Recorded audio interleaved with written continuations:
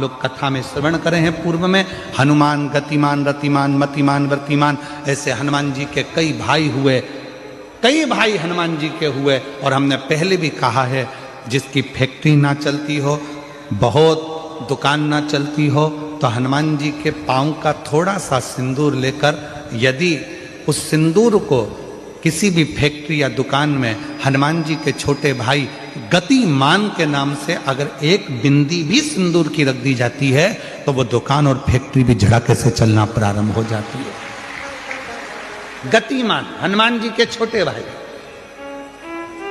एक हनुमान जी के छोटे भाई हैं मतिमान।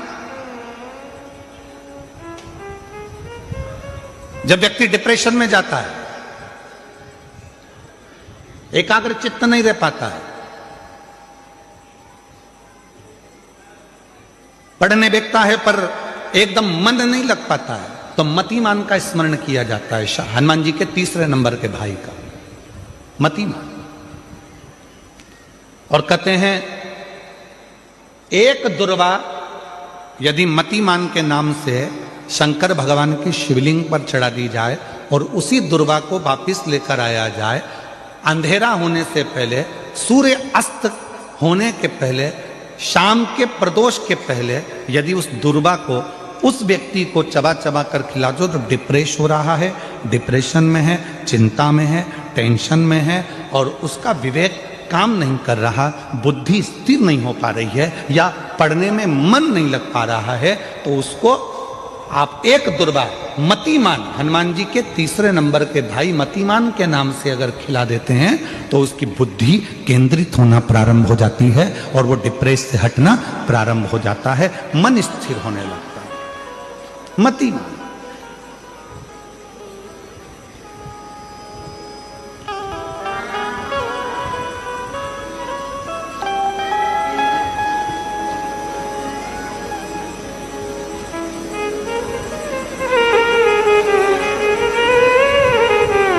और एक नाम आता है व्रतिमान।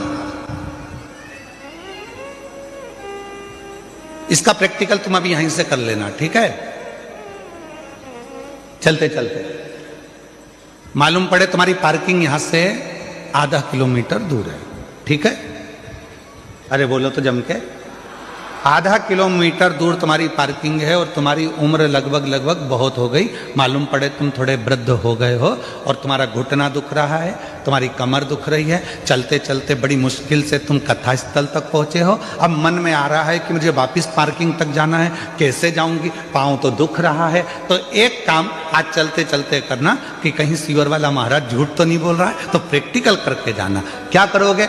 यहां से जाते समय आप जब जा रहे हो और आपके शरीर का कोई अंग जब दुख रहा है, तो श्री शिवाय नमस्तुभ्यम कहकर श्री व्रतिमान हनुमान का स्मरण कर। किसका स्मरण करना है? जम के बोलो, व्रतिमान हनुमान। व्रतिमान हनुमान का स्मरण करके कहीं पर भी बैठकर अपने पांव की छोटी वाली जो उंगली है उसको जम के दबाना, और दबाने के बाद चल देना। जिस जगह पर भी दर्द हो रहा होगा, मेरा बाबा आपको मंजिल तक पहुंचाएगा, दर्द होने नहीं देगा। कल नहीं करना, प्रैक्टिकल आज ही करना। काल करे सो आज कर।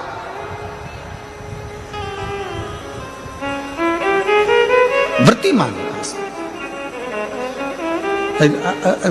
आज करेंगे गुरुजी, 3 महीने में फर्क दिखेगा। तुम तो आज की आज का बताओ ना कि आज की आज में फल कैसे मिले। तुम बिल्कुल तैयारी में बैठो।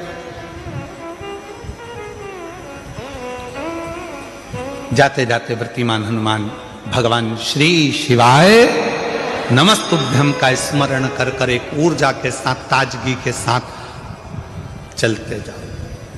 शिव थोड़ा बहुत नहीं देते, मेरे भगवान देते हैं छप्पर फाड़ कर। 2 चीजें हैं आज कथा में आई है, तो आप लोगों के स्मरण में आ जाए।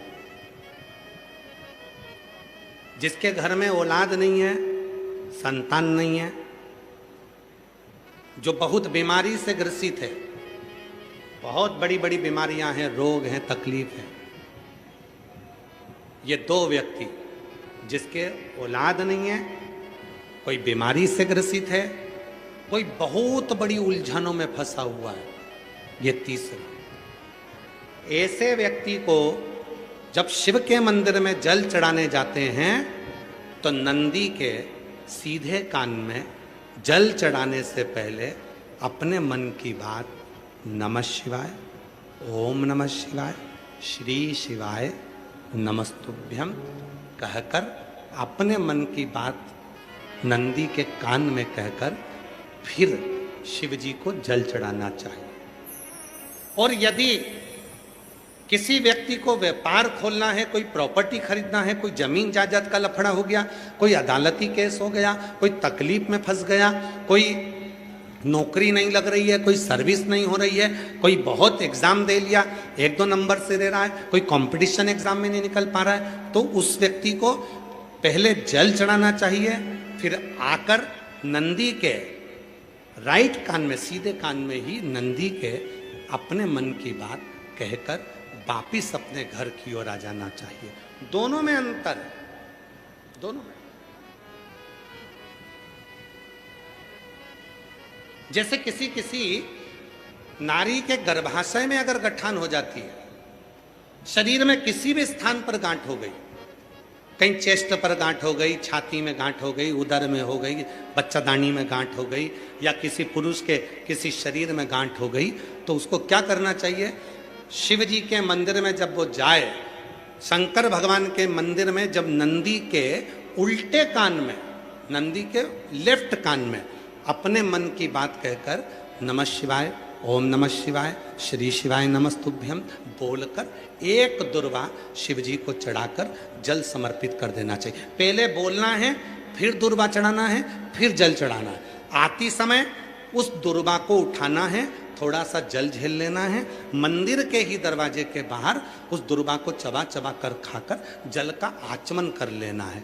लगभग 1.5 महीने कर कर देखो, उसके बाद जांच कराओ, आपकी गठान गल चुकी होगी, समाप्त हो रही होगी, वो गांठ अपने आप समाप्त।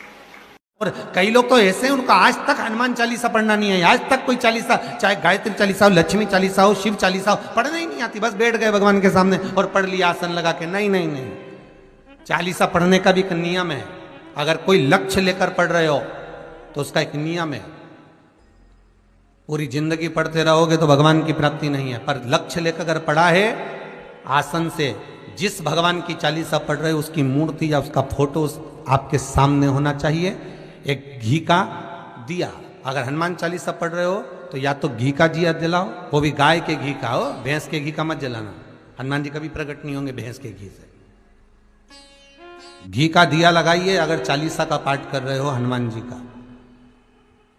और बहुत ज्यादा संकट है, बहुत ज्यादा परेशानी है, तो हनुमान चालीसा का पाठ करो तो तिल्ली के तेल का दिया लगाओ,